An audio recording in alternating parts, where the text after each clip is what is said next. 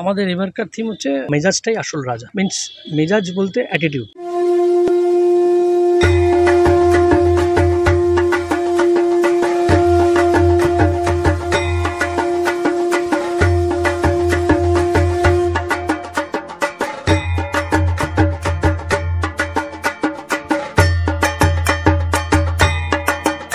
মায়ের মর্তে আগমনের আর মাত্র 12 দিন বাকি। ইতিমধ্যেই জোর কদমে চলছে পুজো প্রস্তুতির কাজ। মণ্ডপ তৈরিতে কোনো রকম খামতি রাখছেন না পুজো উদ্যোক্তারা। এক কথায় বলতে গেলে কোমর বেঁধে নেমেছেন পুজো উদ্যোক্তারা। জোর কদমে চলছে পুজো প্রস্তুতি। এবার ৭৮তম বর্ষে পা শিলিগুড়ির অন্যতম ইয়ং মেন্স অ্যাসোসিয়েশনের দুর্গাপুজোর। এবারে তাদের থিম মেজাজটাই আসল রাজা, যা দেখার জন্য ভিড় জমাবেন শহরবাসী বলে আশাবাদী উদ্যোক্তারা। আলোকসজ্জা থাকছে প্রতিবারের মতো বেশ ভালো। প্রতিমা সজ্জায়ও থাকতে চলেছে বিশেষ চমক। পুজো চলাকালীন থাকছে একাধিক সামাজিক উদ্যোগ, সাংস্কৃতিক অনুষ্ঠান। এছাড়াও পুজোর সেক্রেটারি বিশাল সিনহা জানান, পঞ্চমীর দিন পুজো মণ্ডপের উদ্বোধন করা হবে।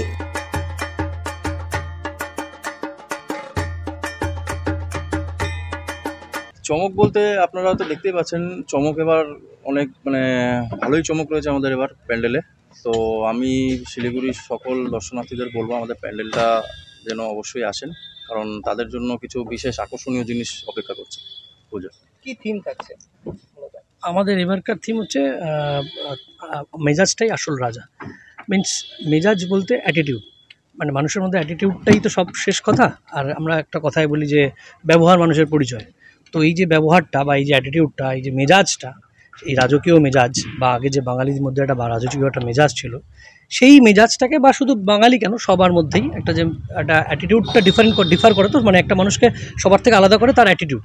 সেই অ্যাটিটিউডটা কীভাবে আলাদা করে সেটারই একটা বহিঃপ্রকাশ।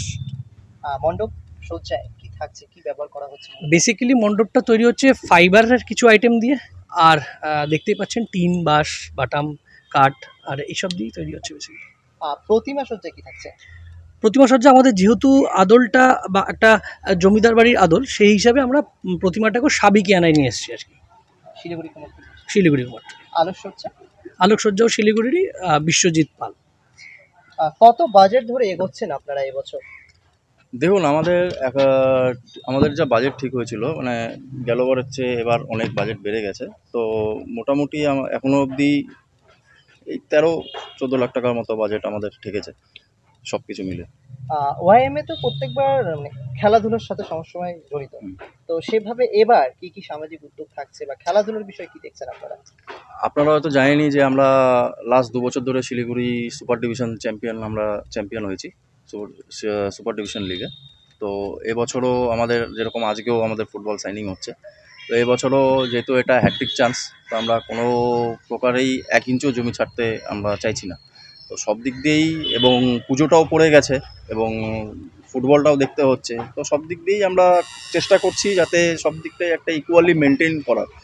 যেহেতু এটা স্পোর্টিং ক্লাব, আমাদের ফুটবল চলে, ক্রিকেট চলে, এবং মান্তু ঘোষ আপনারা জানেন অর্জুন অ্যাওয়ার্ডি, তো উনিও আমাদের টেবিল টেনিস কোচ, এখানকার টেবিল টেনিস উনি নিজে কোচিং করান, এবং অ্যাথলিটস তো আছেই।